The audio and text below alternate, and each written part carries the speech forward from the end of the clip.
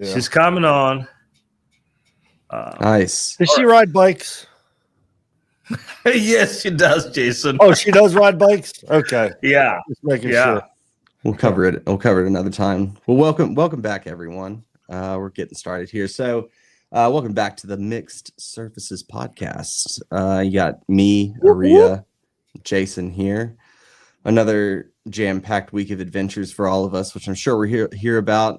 It's the off season, so there's not too much to talk about sometimes. But Jason's done some digging, specifically on some leaked images of the new Shimano 13 Speed that I don't know, someone might be looking forward to. I don't really care, but we'll talk about it. And then we're talking about 3D printing tie bikes. Like, are tie bikes still a good option for people? I don't know. I got my opinions on it. And then Garmin's doing some sort of feature update, which Aria's going to hit us up on. But yeah, what you guys been up to? I'm glad that you asked. I went on my first ride since the Mega Mid-South fail. Your first ride? On Saturday. And man, it was 17-mile-an-hour winds all the way to Amana. Jason, we did that ride together. Remember during COVID, we rode to the Amanas, ate the freaking tenderloin at that restaurant or whatever. Yeah. That we literally was almost that same exact route, the whole entirety. And which way was the wind blowing? It was the east. It was coming like a northeast-ish. It was insane. It was. So you had headwind on the way home? No. It was northeast. No, we had a tailwind coming home. So it was coming from the west. Yes, that's right. That's right. Yeah, northwest. Yeah, northwest. Correct. Well, Graham, I don't know. Aria's routes are usually into the wind on the way home. I don't know if you know this about him, but he usually this one was route and makes it into the wind on the way home. Really, it really makes you tough. Well, that's the only way you're gonna get tough. You want to hear the real truth, Jason? You know how many times Aria invited me to go ride with him during the time that I lived in Iowa City? A lot. Zero. Oh. In all fairness, when you're busy. Graham, I know what you mean, because I would be like out for a ride and I would see Aria coming towards me. Like I'm going out and he's already coming back. He's like, oh. Hey, sometimes I get up too early for everybody, and sometimes I go too late. In all fairness, Graham, when you're here, you were busy with the baby and everything. You didn't have time to ride your bike. You got slow when you're in Iowa City. That's I did get slow you for probably a while got fast now that you're not in Iowa City. I got faster going downhill in Iowa City. We'll put it that way. The dad. You used to say that. You used to say that all the time. I remember. It's true. I suffer going uphill, but man, I can go downhill. But man, so I got dropped like 5 times. Blake promised us a chill ride. On a ride by yourself? Huh? On a ride by yourself? No, today. I mean, on Saturday. It was with the Girl Scouts. You got dropped by a bunch of dudes on like 1990 single speeds. Yeah. Hey, man, Blake, man, he gets in the front. He's like, you better strap in, because he's gonna be hammering. But yeah, I got dropped like 5 times, and I crawled my way back every single time. But with like 10 miles to go, they dropped me one more time, and I just couldn't close it. I was like, all right. I settled in for a nice, zone 1 ride all the way back home. So that was my weekend. So what's that? The start of your off season now? Is that like how you're going to kick your off season off with that? Yeah, for sure. I'm back now. I'm back with steady you training. Got dropped by everybody, and now you're back. So yeah, we did they have the Dirty Dozen in Pittsburgh. Is that climbing all the hills in Pittsburgh? Yeah, so that was a couple weeks ago. So we thought we would, play off of that a little bit at the bike shop, and did the Delicious Dozen. So we started off with coffee and donuts at the shop, and then we just rode around Greensburg, the shop town, and climbed 13 of the steepest hills in Greensburg. We had like 50 people show up. And we did a donation to the food bank. So, dude, we had a pile of food. So, yeah, dude, one guy brought in like a case of the big, huge family pack Jif peanut butters. Like, Oh, geez. he had like 12 of them. Like, that guy dropped like $200, I think. Is that Hell yeah. a jar of peanut butter that big has got to be $20. Oh, and peanut butter is, calorie dense. So it's a good, if you're a prepper like me, you got a couple dozen of those. Peanut butter's always got to be on. A prepper like you. Yeah. I'm telling you, man, I grew up in war-torn Uganda back in my day. So I'm like, paranoid about, You guys are craziness. eating zebra. Yeah. Well, at least we had the gazelle and the zebra running around, so you could eat that. Here, you got those freaking deer. You gotta see them. Dude, the squirrels are pretty fat in Iowa, so you guess you can. That's true. That's true. I Not a would whole lot of meat fatten on the that. squirrels up in our neighborhood in Iowa just for that.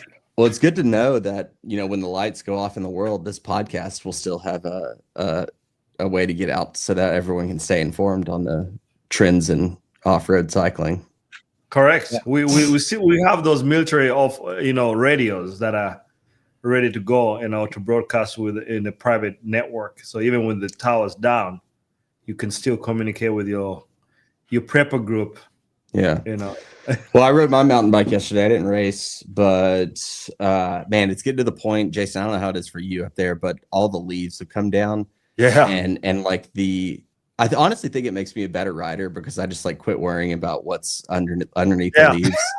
And you just send it. You just send it. But I'm just waiting to slash a tire. But there were several moments yesterday where I knew that it was like a technical section and I just kind of let it go. And I guess the leaves cushion things a bit. But that's what it's like. You're riding in the leaves, riding at night kind of smooths it out too, because all that light coming from your handlebars and your helmet and stuff kind of washes everything out a little bit, Yeah. First off, in the night riding, you get the tunnel vision, and then you're not seeing the rocks and stuff like you normally do. You've got that. So I think you ride better at night. I could see that. I haven't done much mountain biking at night. Do you do light on the front and then like a helmet light too? Yeah, I got a small 800 lumen on the handlebar just to kind of shine right down in front of me. But then I got this big stadium light, 2200 lumen on my helmet that really sees everything. Nice. So, yeah, I need to do some more of that, but I put the kids down and I'm like, all right, it's time for bed. I can barely stay up to do a podcast. My light. So that's my helmet light right there. Oh, that's right. You got, What's that brand? I forget. It's a Night Rider. Oh, that's right. It's old. It's like 10 years old, if not older. But it still works great. What I don't like now, they got these lights that are about the same size, but then the battery is in here too on the newer ones. This is just I have to put a battery. Where's my battery? Yeah, I don't like the external battery stuff. It's just so 2005. The battery's not that big, but you got this cable, and because I got to put it on my helmet, I put it in my back, one of my back shirt pouches. But dude, it's light. It's bright as all get out. But they're selling them now. They're like 1300 lumens, and it's all one little piece. It's like half the size, half the weight. Pretty cool. Just as bright. Yeah. I don't know. I'll keep running it until it dies, but. No, I'm a believer in the outbound lighting stuff. That's the lights I like. They have the hangover that goes over on your head. I think that's 5,000 milliamps. Yeah. So, and I think it'll heat up to like 1,400 lumens on max brightness. And then you have the big boy one. I forget what it's called. And that one's great too. All right. We've been doing so tomorrow night at the shop. We'll do a Wednesday night ride. I haven't made one yet because it's it's just running into like Lindsay ends up working late every Wednesday night. It seems like, so I end up coming home early. But so yeah, the Shimano 13 speed. Nobody's seen it, huh? You guys didn't see that? No, I haven't heard people about it, and now it's scouring the internet. Yeah, what is off road? Sent some patent drawings or requests or whatever. Yeah, I mean, it's just another 13 speed. That's my thing. It's like, what is it actually do better than what SRAM does? I don't think it does anything better necessarily, but they did something odd with the UDH. Oh, that's right, because that's open to any drivetrain manufacturer. So that's right, because it's a universal open standard, right? No, but they're doing are they doing the double-sided derailleur hanger? Is that them doing that? I saw something interesting. Yeah, there's a double-sided derailleur hanger that goes on the UDH that ends up connecting to the derailleur in some way. And I'm not sure how that all works out, but so instead of machining like a thicker, like the hanger that comes on the Type T transmission for SRAM with UDH, it's it's incorporated into the derailleur. So Shimano is kind of trying to beef that up and still utilize, like, what the hell are they doing? It's reversed. Instead of like SRAM, the derailleur hooks to the UDH. It looks like Shimano has a different UDH that goes on there, and then the derailleur bolts onto that. Interesting. I'm sure they should just embrace the standard. The standard is open as far as I know, so it's just make your derailleur to fit that. Yeah, I mean, I don't know. Is there patent things? Is there engineering problems? Oh, I'm sure it's all patent. Yeah, I'm sure it's all patent oriented. Yeah. But then it's like, why make universal if you're gonna kind of limit how people can integrate their derailleur onto the freaking bike? Yeah. I feel like then the industry should have been like, hey, wait a minute. If you're gonna do this, SRAM, you're gonna have to let people design their derailleurs with a built-in hanger, like the SRAM stuff, Oh, and then I saw another one where I forget who it is, but they're getting rid of the front derailleur, and for the 2x for the 2x, they're getting rid of the front derailleur, and you know how the TRP was having the hub change for the high and low. Well, they're doing kind of similar, but they're doing it in the chain ring. In the chain ring? In the chain ring. So the chain ring will have a chain ring on the outside, and that's connected. And it'll be mated to the bottom bracket. All right, so where you're pedaling, but then inside that chain ring are another set of gears that whenever you want to change to the lower chain ring, it'll divert from that outer chain. It'll change the gearing inside the chain ring, I believe. Oh, kind of like what the hub is doing, but it's on the chain ring or on the hub. So you still have your let's go We're just going back to. We're just going to end up going back to a 3x group set. We're just headed right back to that.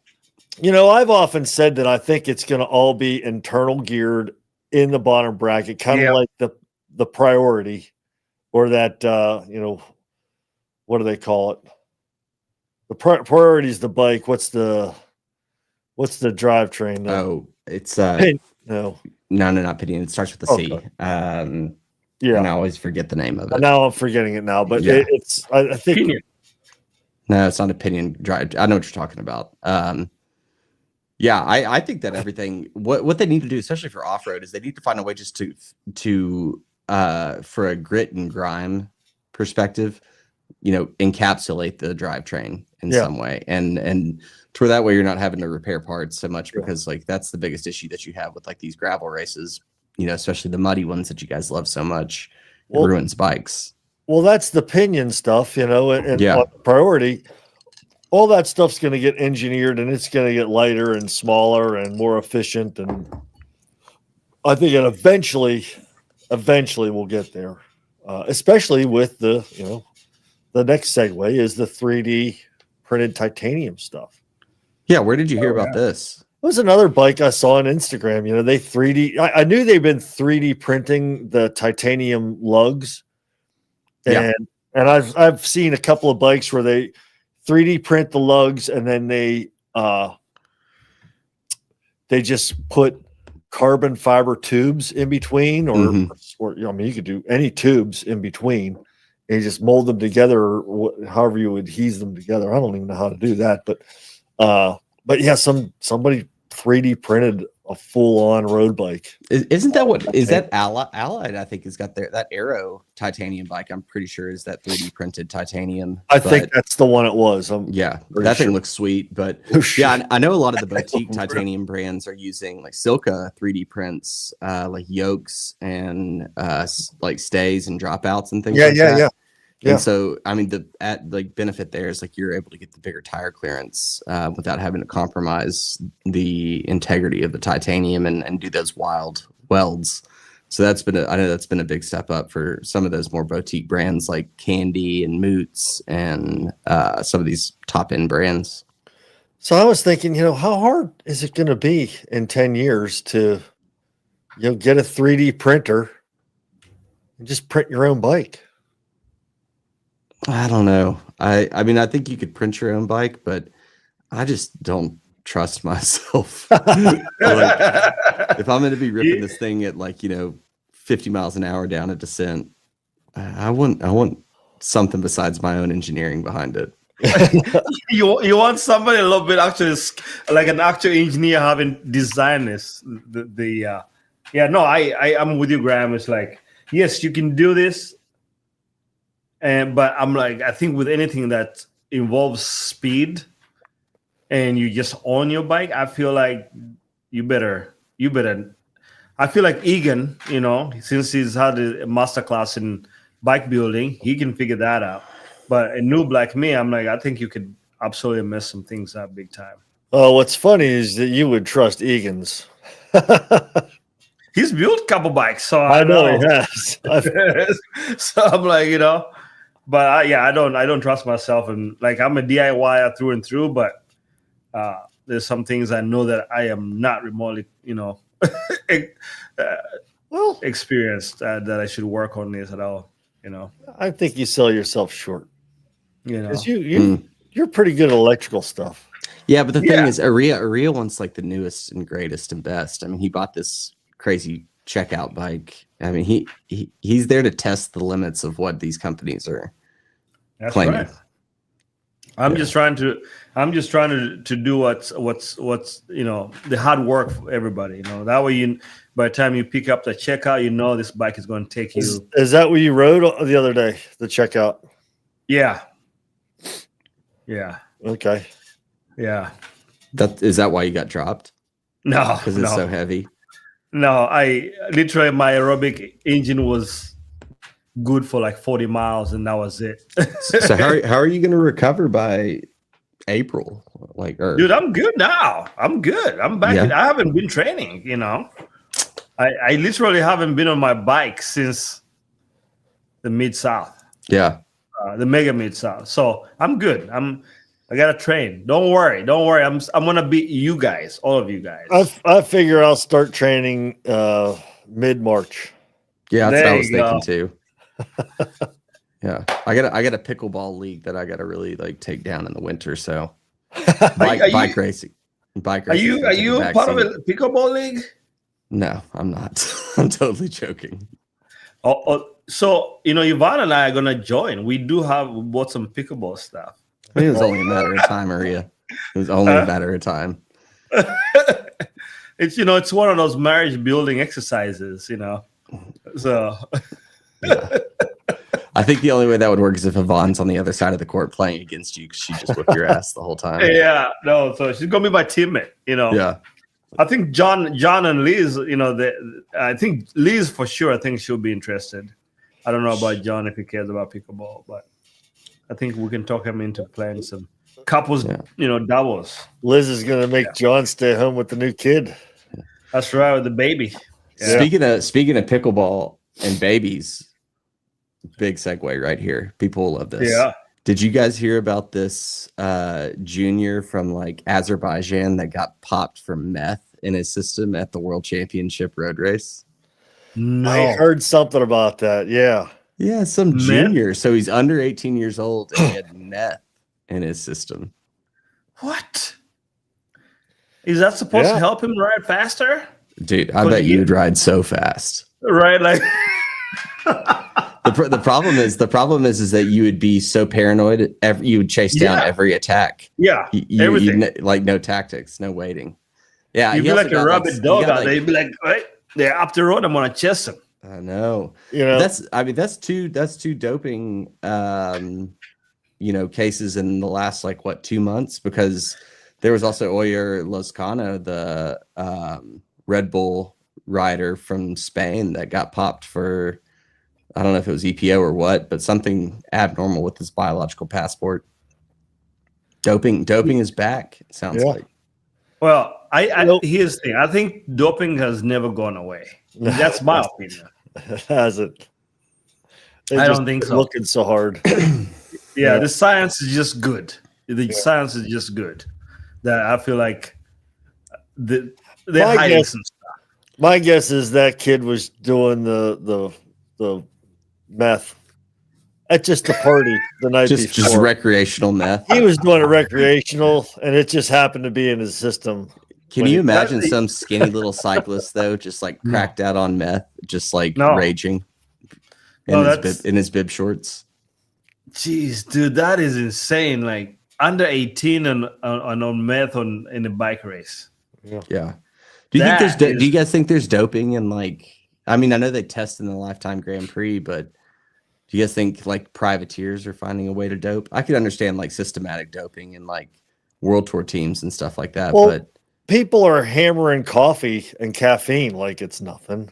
I mean, all right. I think Jiminy Cricket. I'm talking about real doping. Well, I think so. I think so. For me, I feel like, generally speaking, anytime there's a lot of money on the line and your livelihood, doping just becomes kind of one of those things that's done in the back. Nobody talks about it.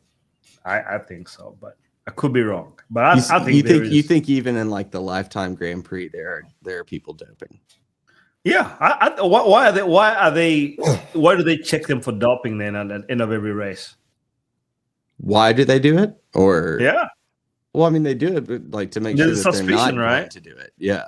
But so I feel like you're doing it because you know for sure that it is probably going to happen. I think so. That's cynical. I think so. So you think Drew Dillman and Dylan Johnson? No, those guys are not Matt winning Beers. anything. Okay, then. Okay. Yeah. Who in the men's side of the Lifetime Grand Prix do you think is doping? I'm not going to say any names here. I don't need anybody to come and kill me for. But I just, I'm just saying. I think. For me, if people start sharing their power files, heart rate, and all that stuff, share that stuff.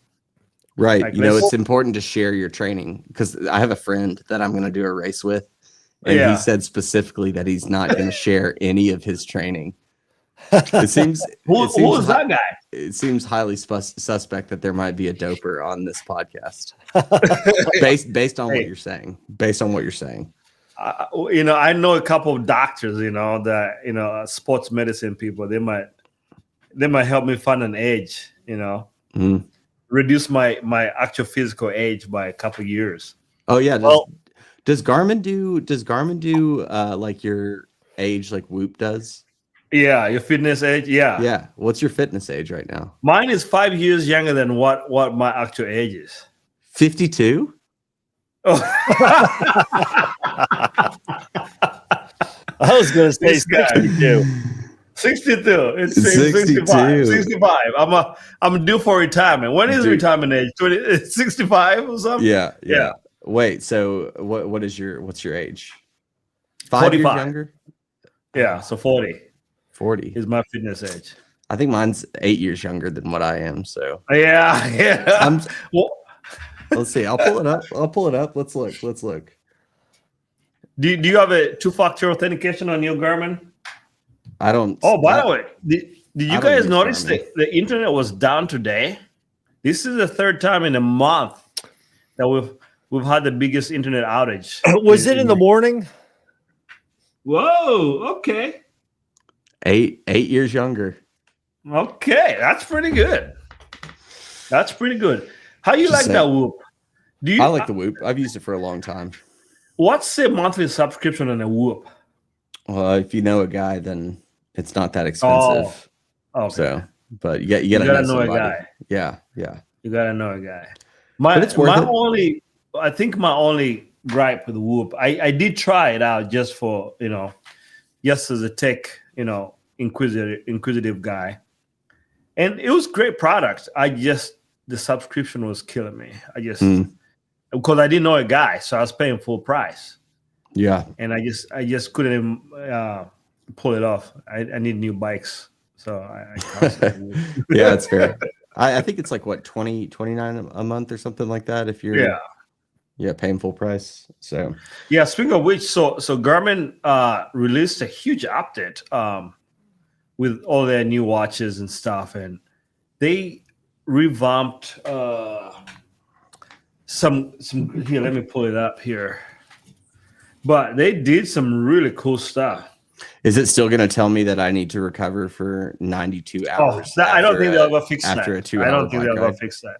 Yeah, Because they're still giving themselves, they still make posts about it, making fun of it.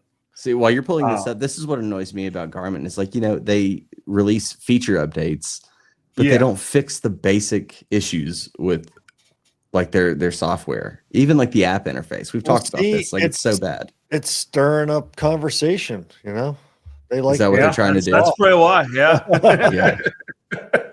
Yeah, you don't hear Stay me talking relevant by causing commotion. That's one way to do it. You definitely don't hear me talking about the Wahoo app, because that is like one of the easiest things to deal with of any app of any like tech piece that I've ever used. I think the Wahoo app is the best. Dude, I am with you on that. It's like everybody, like Hammerhead, Garmin, actually the Course one's pretty good. The Course app is pretty good, but Course, I feel like it's more if you're a runner. It's like, for me, when I looked at their app, I reviewed a little bit, and the features are more geared towards running. There is some cycling plans and stuff, but I think their bread and butter is runners.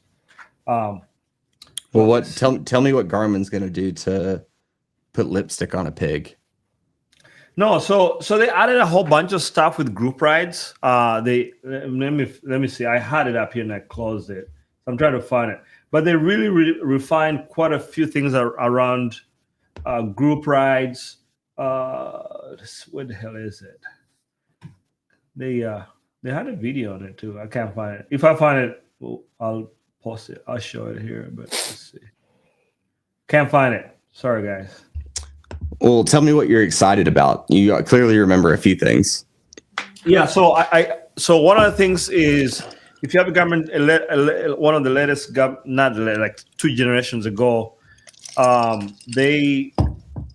if you have the Garmin Connect, now you can send, instead of emails, you can send a text message to your emergency contacts.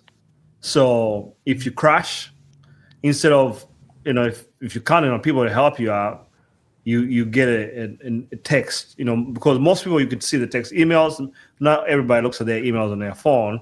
So I feel like that's a big safety feature. So you can but Garmin should probably open that up to everybody, instead of being behind. Wait, it's behind a paywall? A safety feature is behind a paywall? Strava and Wahoo already do this, right? No, Wahoo sends an email.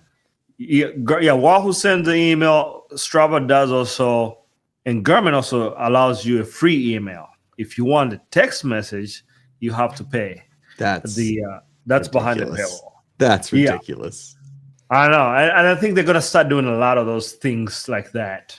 Well, my thing is like, so I only use my Garmin for when I run, and there have been a few times where like I've fallen trail running or something like that. And I don't know about you guys, but whenever the incident report detection goes off, like I'm just, even if I'm hurt, the first thing I'm trying to do is like cancel it. Like I feel like I've been very hurt before, and I'm less worried about checking on if I'm okay and more interested in saying, don't send an emergency beacon out. Don't do that. I don't think I have that turned on. Maybe I do. Actually, I have it on. And Jason, your wife is one of my emergency contacts. Yeah, Lindsay's gets your contacts. Yeah, because I know there's people that I know for sure that if I text them, they almost respond immediately. Yeah. So those are the people I have as my Garmin emergency contacts. I want to be one of your emergency contacts just so I can get a back end to your training. Yeah, nope. Hey, so it says here my fitness age is 20. Wow, are you serious? Wow. Wait, that says 49. That's my VO2 back to the bottom. Yeah, right there. Yeah, wow. Right. Yeah, okay. So you guys, I'm the oldest fitness wise. That's just Jason has a pacemaker. It doesn't count when he has a pacemaker. Yeah, Jason, what's your resting heart rate? Last night was 38. Graham. Whoa. Mine's like 45, like low 40s. That's where I sit around 40, between 45 and 50, depending. It'll be 50 tonight because of this. Yeah, it's true. It doesn't help. Yeah. My lowest has been, I've had as low as 35 before. That's insane, dude. It's been a little bit higher lately. You die every night. That's what Lindsay says. Do you have sleep apnea or something? No, actually, if you have sleep apnea, it will probably go up. Yeah, we go up because your oxygen is being cut off, so you're gonna breathe. Your heart rate is gonna be harder to get more oxygen into the body. So I did a Ruby ride the other day. Did you do Unbound? I did the Sea Otter. I did part of the Sea Otter. Whoa! How was the experience on that? In what respect? I mean, like, does it change does your Wahoo adjust with the terrain and the gradient and all that stuff? And so, like, when you're going uphill, does it? It makes it harder, yeah. Yeah, and then you got to switch and everything. So kind of like Strava, whatever the other. Yeah, it makes it harder. I did a hilly part of it.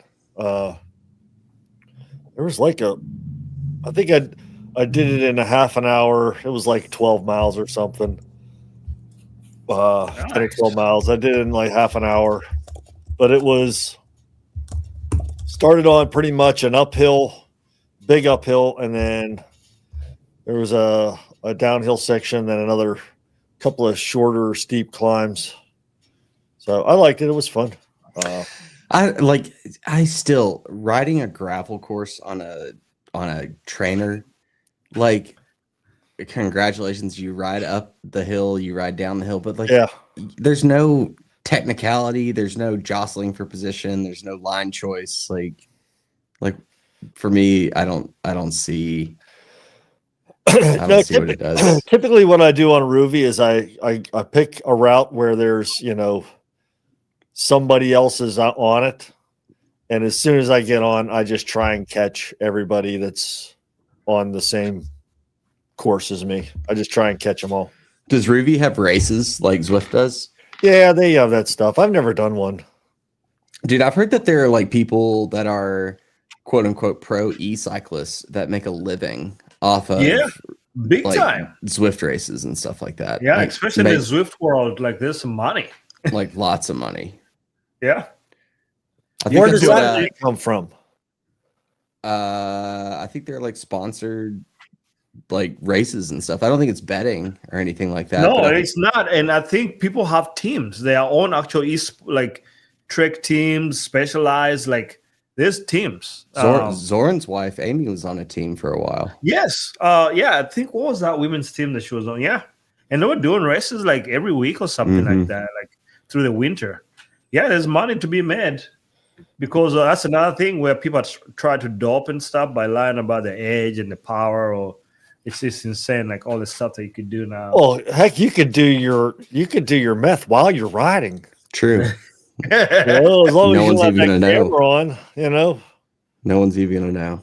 Wait, your heart rate went from 140 to 180 in like 30 seconds. What happened? 240. Dude, I just have a good pituitary gland. Yeah, right. The adrenal response works. Oh, I man. heard that they okay, yeah. No, that's very interesting. Good stuff. Yeah, there was not a whole lot of news out this week. So, did you see the cyclocross where the lady like lifted her, like ran her bike across the finish line like a quarter of a mile or something? That was cool. Let me see if I can find that. I was rooting. I've never rooted for somebody so, Did she win? Yeah. I think she did. Yeah. She ran her bike across for the win. It was like a quarter mile pavement stretch, and she's just running. And you can see the second and third place come around the corner. Oh, behind they were crazy peloton. Yeah. Yeah. Drop the chain. Pick it up. Oh, is that Blanca Voss? Yes. The Hungarian girl? Yeah. Yeah. Kasia Blanca Voss or something like that? Yeah, she's a badass. She's so good. I keep waiting for her to blow up. There they are coming behind her. Like, yeah, she's done really well in cyclocross for a while, but like I keep waiting for her to make her move on like the cobbled classics or something like that in the road scene, because she rides for SD Works. Yeah, I think she rides for SD Works. So she rides for a really good team, but that's sick. The men's race too. Did you guys see? It was like Cam Mason and Tebow Nice. They were fighting each other. Oh, it was such a good like final lap. Like I'll plug an Instagram if you guys are out there and want to see a good Instagram. It's called How the Race Was Won, and it's he goes through and he analyzes like line choice and things like that, especially in like mountain bike races and cyclocross. And he did a really cool analysis of like the last couple laps and critical turns. How do you suggest you spell Tebow Nice? What would be your best guess on Tebow Nice? TH. Oh, is it? I think it's THIBEAU. It may be THYBEAU. BAU, yeah, you're right. THI. That's pretty good, man. And then NYS. I mean, he's Sven Nice. Is Sven Nice? He was like a multi-world champion, like the cyclocross god. So Tebow's known people. He's good on the road. He's good on cyclocross. Like he's really good. Anytime I see cyclocross, all I think about is twisted ankles. I just kind of like, I twisted my ankle so many times in rugby that now it's like that doesn't take much. So. I don't think it would be big of an issue in cyclocross though, because you're stepping into 6 inches of mud half the time. So like you got a nice support, like to just like sand, I guess. Hold you. There's nothing that's gonna stop your ankle from twisting, or it'll just hold it right up. Yeah, hold it right up. Oh, speaking of cyclocross riders, did you guys see Vanderpool is doing a half Ironman? Just gonna say that. And he just ran like a 5K in, I think it was like 15 minutes or 16 minutes. Wow. It was a 10K in 30, I thought it was. Okay, so that's like 5.5, 6 minute miles. Yeah. It's crazy. And so he's gonna do, I don't know I think he's doing Nice. There was speculation about it. What I heard they weren't like confirmed that that's what he was doing. But they were just suspecting that that's what he's doing. But it'd be cool. Man. Yeah, having that cardio.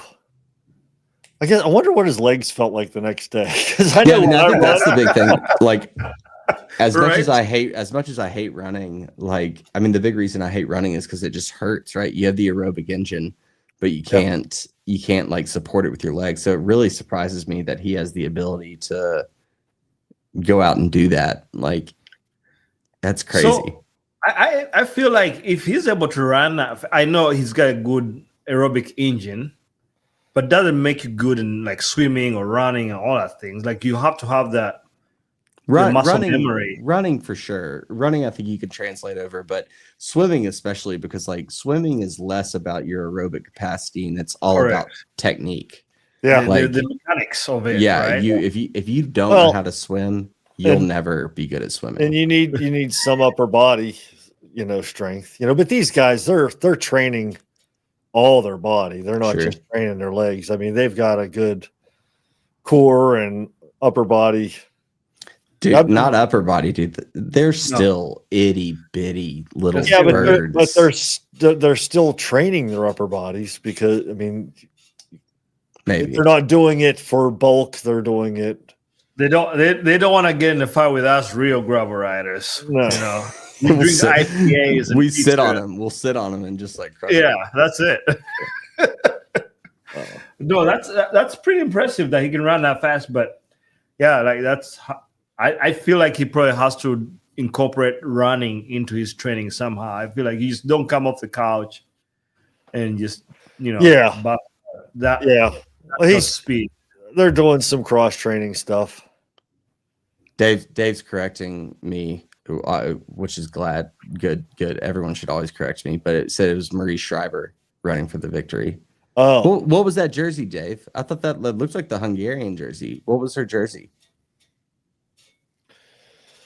Well, get back to us. Yeah. That I don't know all those names. I hear things. All the Europeans. Yeah. If I'm not mistaken, World Championship road races is it in Canada next year? I'm pretty sure it's in Canada. That would be fun to go to. Aria, we need to get media passes for that. Luxembourg. That would be cool.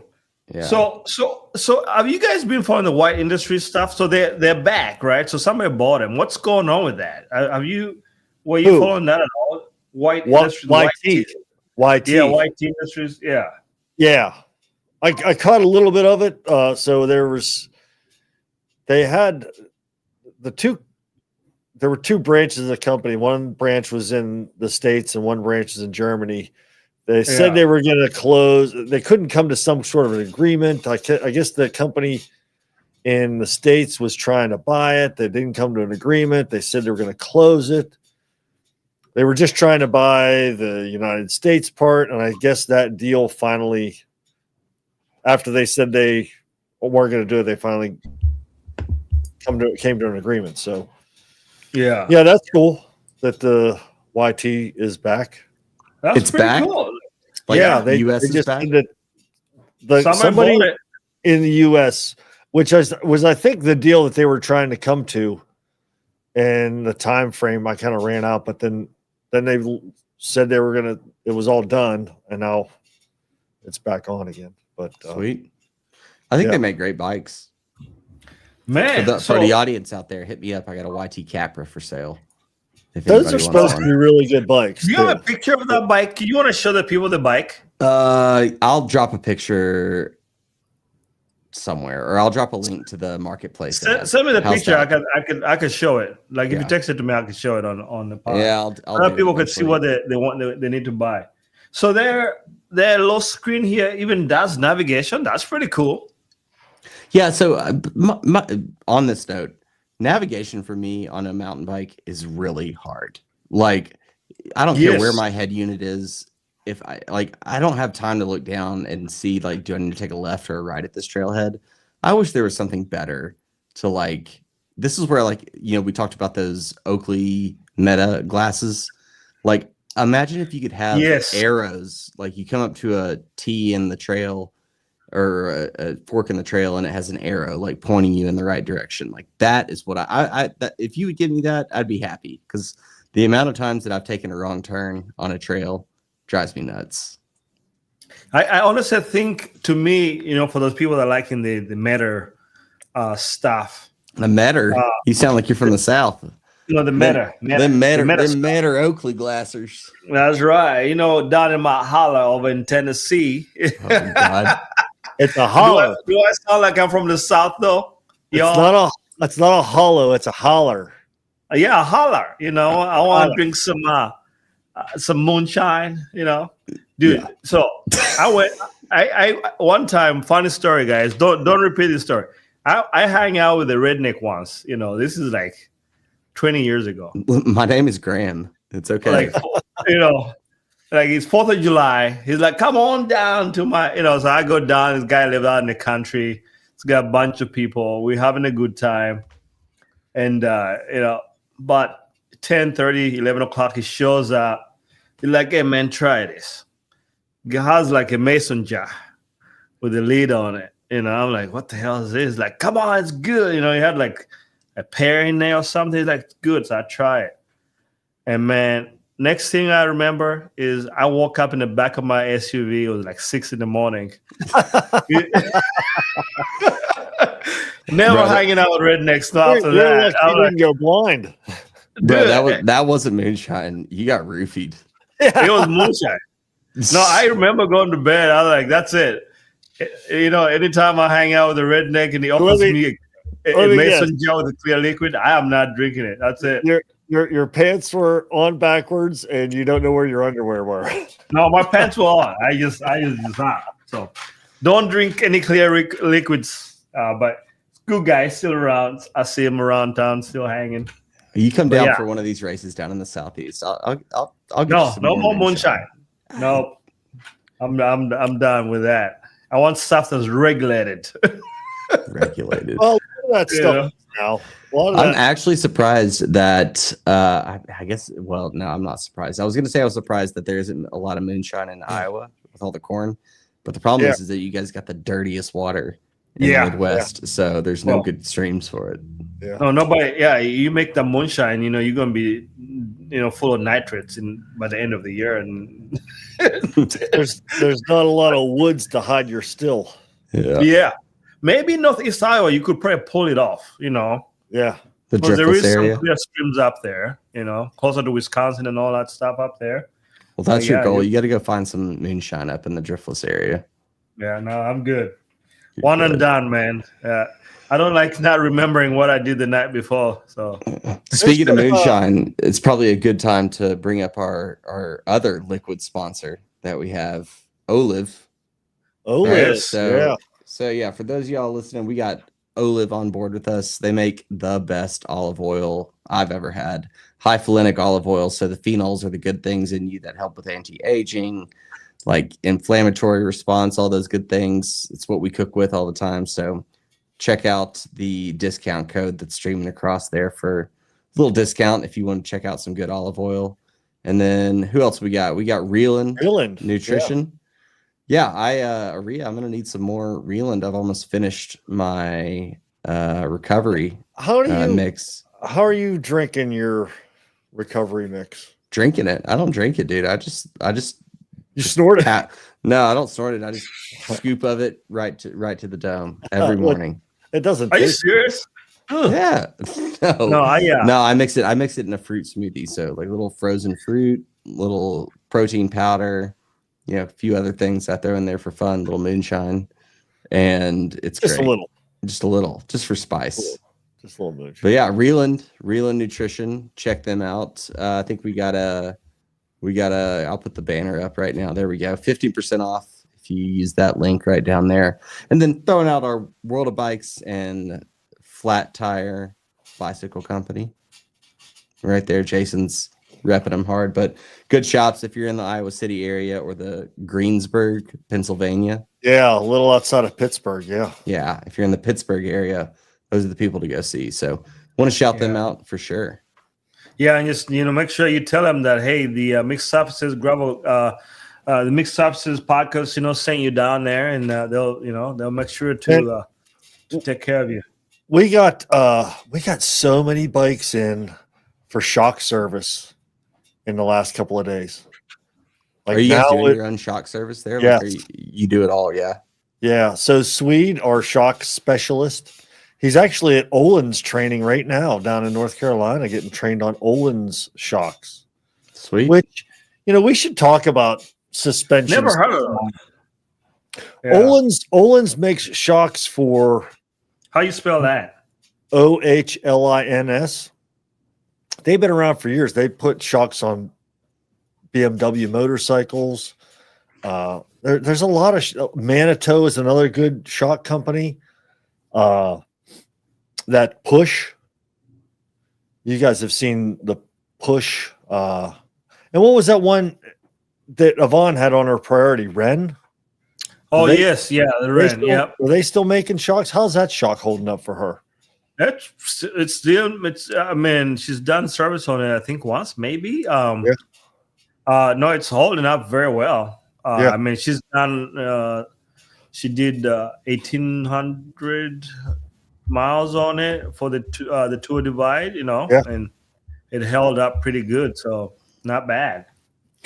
Yeah. So we've got a dynamo that's Swede's like pushing stuff, like pushing fluid into the shock and pulling fluid out and setting it at a rate. He's got all the tech going now, but we should do a shock topic day sometime. Yeah, I'll gracefully bow out for that. As long as my rebound and sag is set correctly, like that's all I need to know. That's correct. That's it. That's it for me. And I luckily I have Egan. I sent him a message. If I can't figure it out, Egan, please come help me. Everybody goes straight to like Fox or Rock Shocks, but Manitou forks have. I mean, they're so versatile. Each fork that I think just about every fork that they sell, you can change. Like the one I want is the R8 or something, RS8 or something like that. And I can set it up for 80 to like 130 mils of travel just by popping a few of those pucks in there to change how much travel you get. Wow. Yeah. That's pretty cool. Yeah. That's cool. Like, here's my thing with those, like anything that's customizable, like even like the Minnow Link on like the Top Fuel or something like that, like where you can adjust, the pivot, like 99.9% of riders can't tell a difference or don't even know that they need to make a difference. And so like when you talk about like these boutique brand like shock companies, like 99.999% of people don't even service their Rock Shocks or Fox suspension in the first place. Yeah. And so not the people that listen to this podcast though. They're no, I bet if we did a poll, say when's the last time you had your suspension serviced on your mountain bike, I guarantee the poll would be greater than a year. So this is we're gonna snip this part in the video. Yeah. And we'll put an Instagram post out tomorrow. Put it up. Grant, what's the question? The question is, have you done actually, what is the question? I guess the question would be, when's the last time that you had your suspension serviced on your mountain bike? Yeah. Okay, fair enough. Okay. That's the question, people. Please help out. I kind of, I can see Graham coming from Iowa City and then coming from Greenville. I can see how you would say that. But then coming here to this shop where we're heavy mountain bike, everybody's getting their shocks done like a couple times a year. So I will vehemently disagree with you there, because I mean I live in a place where there are 8 mountain bike parks or trails systems within 20-minute drive, and so like everyone's mountain biking.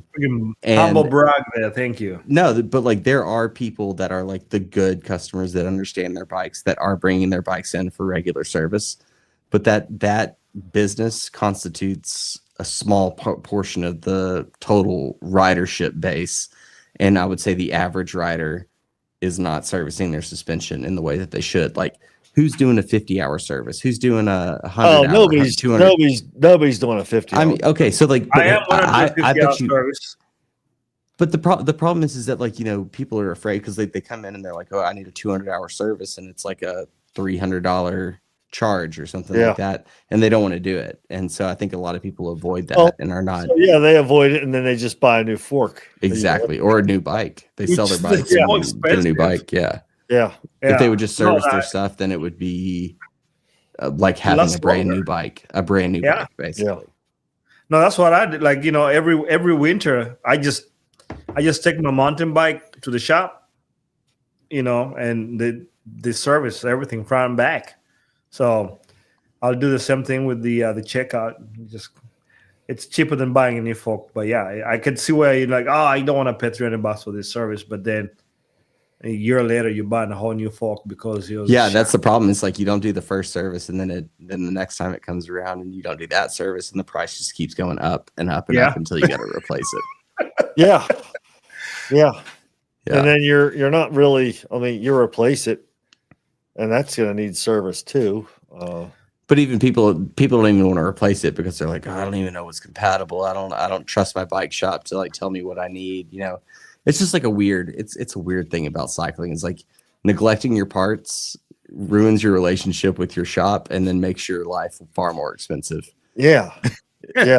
Like if you would just be open and honest with like your bike and understand that it's like a machine that needs servicing and like trust your shop to do the right thing, like World of Bikes or Flat Tire or like the Trek store here in Chattanooga, those guys would make sure that you spend less money over time. Absolutely. And get the most out of your bike. I had a guy in today. He was on a Trek Verve, and he's like, I ride this all over the place. I'm like, I can tell. He's like, that shifting's not right. So I adjusted a little bit of the shifting, And the chain didn't measure. Well, no, it did measure because we replaced it recently, but I think he had kicked his front derailleur a little bit, and it was a little bit out of alignment. So that's what I did. But I'm pedaling it.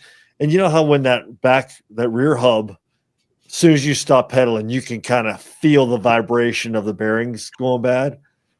And I could see, it's like, I was like, hey, bud, just so you know, this stuff is you're going to need some work on this bike. And he's like, oh, it gets the job done. Oh, it gets the job done. I'm like, yeah, okay, it gets the job done, but I'm letting you know, you're going to need to put some money into this. All right, it gets the job done, It's funny because every community that you ride in, you always have the one guy that always puts off the maintenance of the bike until during the ride and like, I gotta fix this. They're like, no, we're in the group right now. We're not waiting for you to. I had a guy in North Carolina.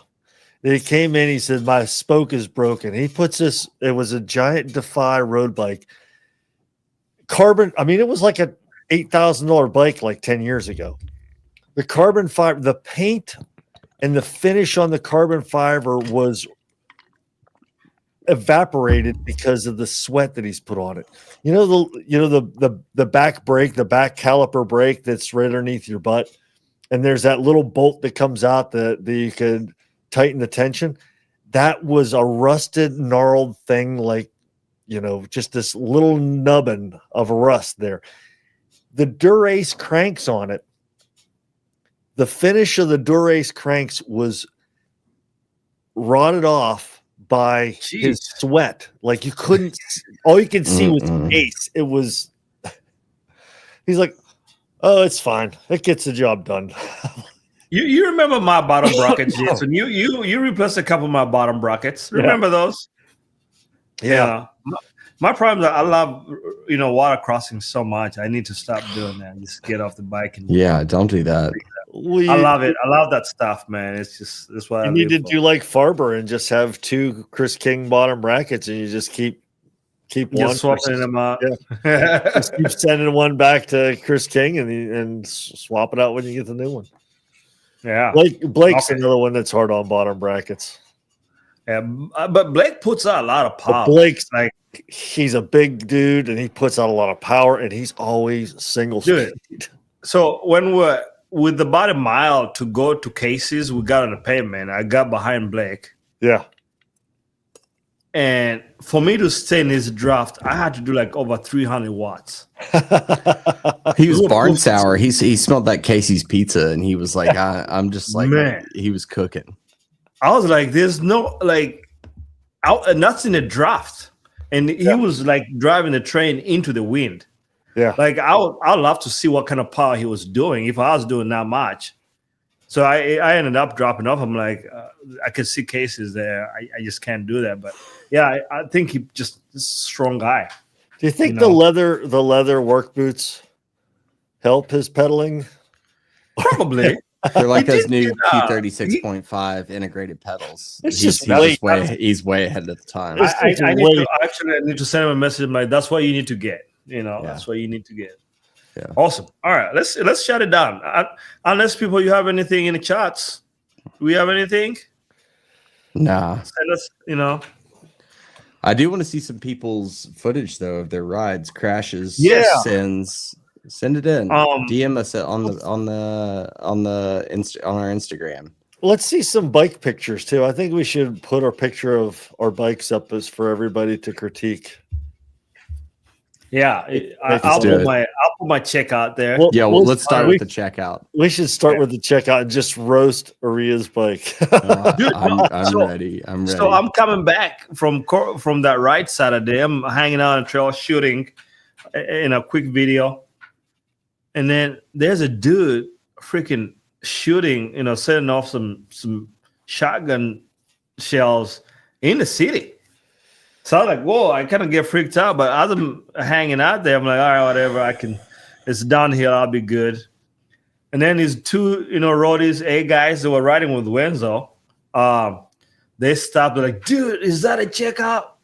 We haven't seen one in a while. They're taking pictures and everything. Graham, you're the only one, man. Like, people love that bike.